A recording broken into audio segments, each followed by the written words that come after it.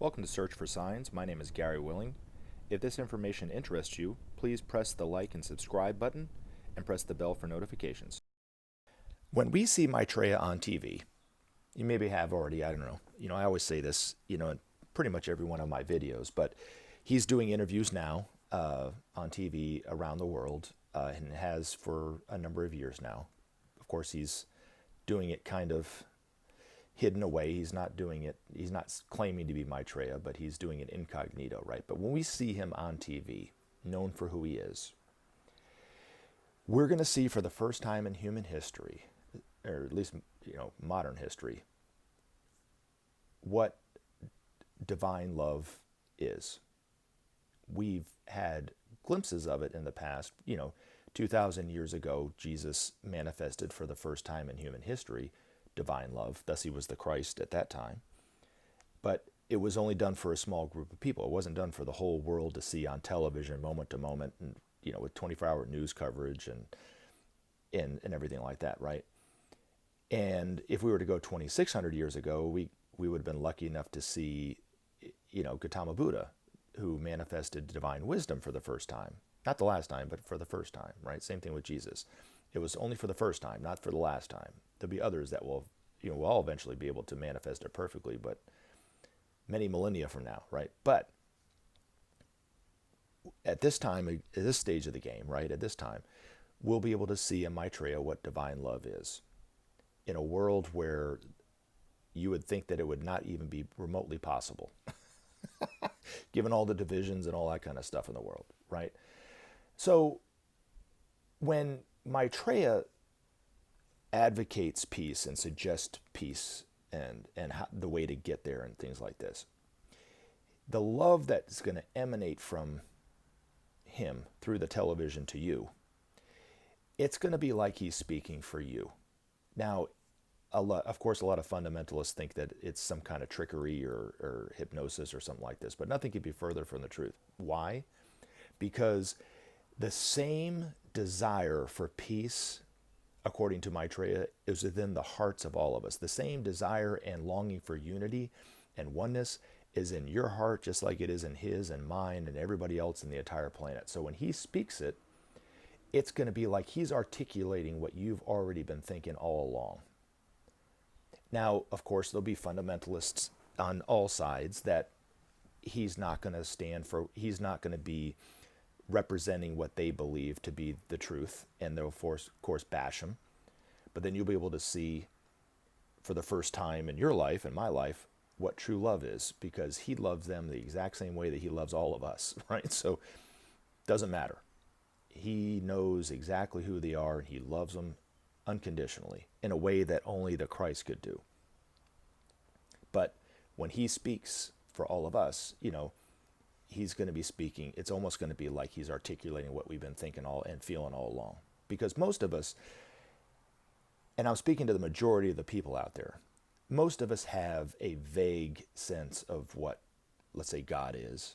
We might not have a real,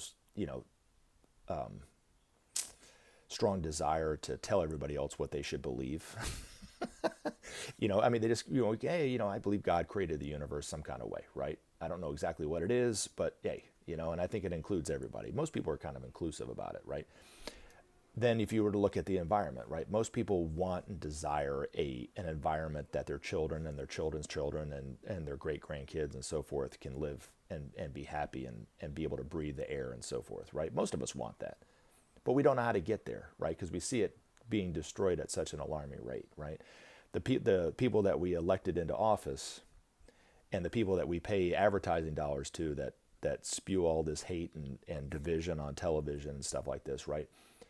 We don't really know what to make of it because we're kind of in a quandary about it, right? Same thing with peace, right? Most of us, according to Maitreya, the vast majority of us long for peace in our hearts. We don't know how to get there.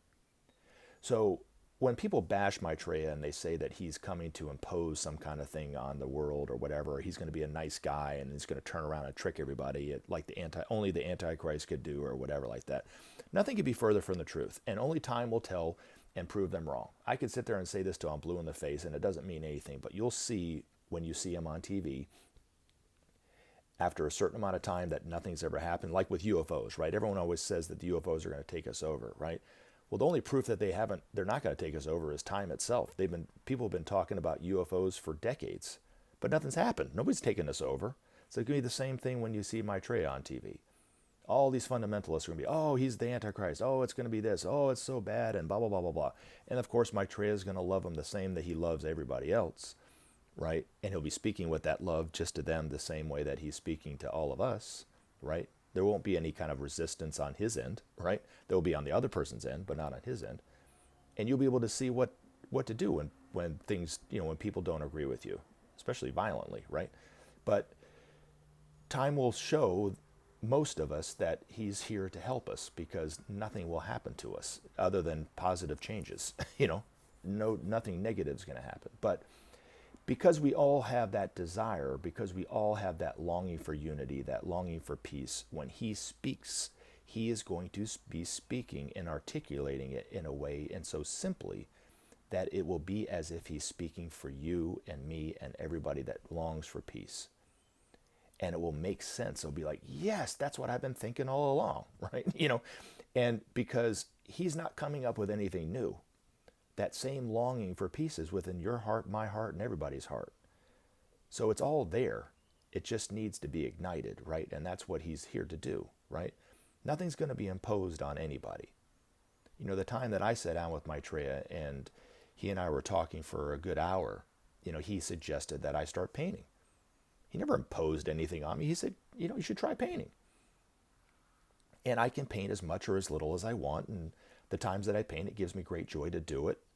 But it's up for me to do it. He's not making me do it every day, And it's going to be the same way. You're going to see when he talks about something as important as justice and peace and saving the environment, he's going to be just as detached about that and his suggestions about that as he was about telling me about painting. It's up for us to make the decisions, not to be imposed upon.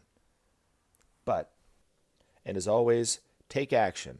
Help SOP save our planet. Thanks for listening, and we look forward to talking to you again in future videos. Have a great day.